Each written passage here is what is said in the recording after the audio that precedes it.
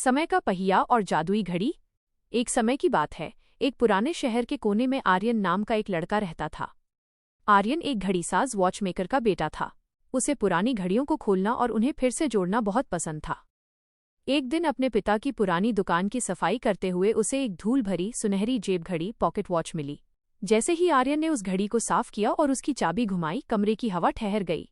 उसने देखा कि खिड़की के बाहर उड़ता हुआ पक्षी हवा में ही रुक गया है और दीवार घड़ी की टिक टिक बंद हो गई है। आर्यन समझ गया कि ये कोई साधारण घड़ी नहीं, बल्कि समय को रोकने वाली घड़ी थी। शुरुआत में आर्यन को बहुत मजा आया। जब भी उसे स्कूल में देर होती, वो समय रोक देता। जब उसे कोई मुश्किल सवाल हल करना होता, वो समय रोककर शांति से सोचता। उसे लगा कि वो दुनिया का सबसे शक्तिशाली इंसान बन गया है। लेकिन जल्द ही उसे एक अजीब बात महसूस हुई। जब समय रुका होता तो वो अकेला होता था। वो अपने दोस्तों के साथ हंस नहीं सकता था, अपनी माँ के हाथ का गर्म खाना नहीं खा सकता था, क्योंकि समय रुकने पर सब कुछ पत्थर जैसा ठंडा और बेजान हो जाता था। उसे एहसास हुआ कि जीवन का असली आनंद समय के साथ चलने में है, उसे रोकने में नहीं। एक शाम उसने देखा कि शहर के पास की नदी में पानी का स्तर बढ़ रहा है और एक छोटा बच्चा किनारे पर फंसा हुआ है।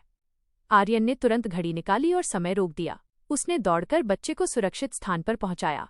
लेकिन जब उसने समय को दोबारा शुरू करना चाहा, तो घड़ी का कांटा अटक गया। आर्यन घबरा गया। अगर समय नहीं चला तो दुनिया हमेशा के लिए रुक जाएगी।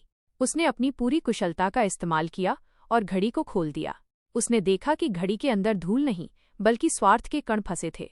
जैसे ही उसने मन में ये संकल्प लिया कि वो अब कभी समय का गलत फायदा नहीं उठाएगा, घड़ी अपने आप चलने लगी। टिक टिक की आवाज वापस आई, पक्षी चहकने लगे और बच्चा सुरक्षित अपनी माँ के पास दौड़ गया।